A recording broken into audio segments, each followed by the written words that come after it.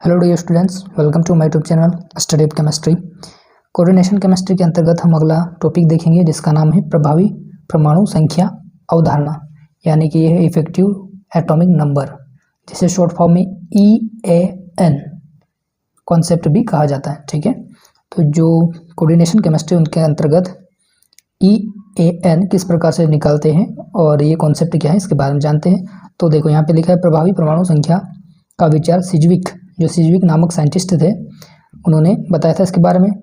इसे अक्रिय गैस नियम या नोबल गैस रूल भी कहते हैं। ठीक है, सिज्विक के अनुसार किसी संकुल के बनने में लिगेंड द्वारा इलेक्ट्रॉन युग्म केंद्रीय आयन को प्रदान किए जाने के पश्चात केंद्रीय आयन में उपस्थित सभी इलेक्ट्रॉन की संख्या को ही प्रभावी परमाणु संख्या कहा जाता है। ठीक है, स्पष्ट है कि प्रभावी परमाणु संख्या ज्ञात करते समय केंद्रीय आयन के सभी इलेक्ट्रॉन तथा उप सहसंयोजकता बंध से जुड़े सभी लिगेंड से प्राप्त इलेक्ट्रॉन जोड़े जाते हैं। सामान्यतः केंद्रीय आयन में उपस्थित सभी इलेक्ट्रॉनों की संख्या किसी अक्रिय गैस के परमाणु क्रमांक के समान होती है।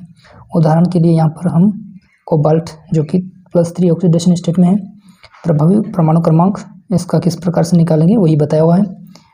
कुल मिला के ये जो प्रभावी परमाणु संख्या है इसमें क्या होता है, इस प्रकार से अगर हमें संकुल मिलता है जिसे हम कहते हैं यौगिक, इसमें जो जैसे ये आपका है केंद्रीय परमाणु, ये क्या है आपका केंद्रीय परमाणु, सेंट्रल मेटल कहा जाता है केंद्रीय परमाणु आयन। ठीक है, तो इसका जो एटॉमिक नंबर है, जैसे इसका एटॉमिक नंबर होता है आपका 27 और यहाँ पर जो लिगेंड है NH3 क्या है लिगेंड। अब ये जो NH3 है 2 इलेक्ट्रॉन डोनेट करते हैं, तो ये 2 × 6 कितने हो जाएंगे 12 हो जाएंगे। इसके लिए ये हो जाएगा आपका 12 और ऑक्सीडेशन स्टेट कितनी है इसमें 3, तो यहाँ पे हम ऑक्सीडेशन स्टेट से -3 करेंगे और प्लस।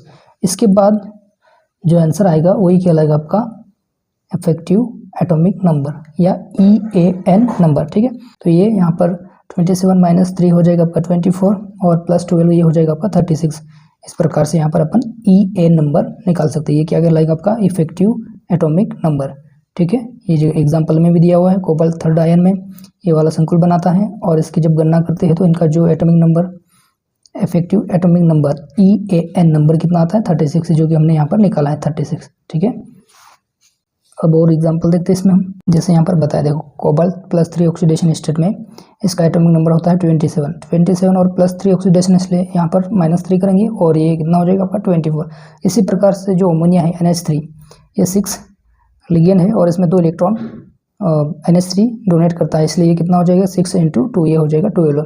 अब इसका जो प्रभावी परमाणु क्रमांक यानी कि इफेक्टिव एटॉमिक नंबर, इसको निकालने के लिए हम क्या करेंगे, ये जो आपका कोबाल्ट है उसका एटॉमिक नंबर और ये जो लिगेंड है इसके इलेक्ट्रॉन दोनों को ऐड कर देंगे तो ये आपका मिल जाएगा इफेक्टिव एटॉमिक नंबर। इसे कहेंगे अपन प्रभावी परमाणु संख्या। ठीक है, इस प्रकार से इसको निकालते हैं और भी एग्जाम्पल यहाँ पर दिए हुए हैं, देखते हैं प्रभावी परमाणु संख्या और ये इनके एग्जाम्पल है। यहाँ पर भी EAN यानी कि इफेक्टिव एटॉमिक नंबर, इसको निकालने के लिए बताया गया है। ये प्लेटिनम है, इसका एटॉमिक नंबर हो जाएगा 78 और इसमें जो ऑक्सीडेशन स्टेट है ये +2 और ये जो है NH3 2 इलेक्ट्रॉन डोनेट करेगा तो 4 × 2 8 हो जाएगा।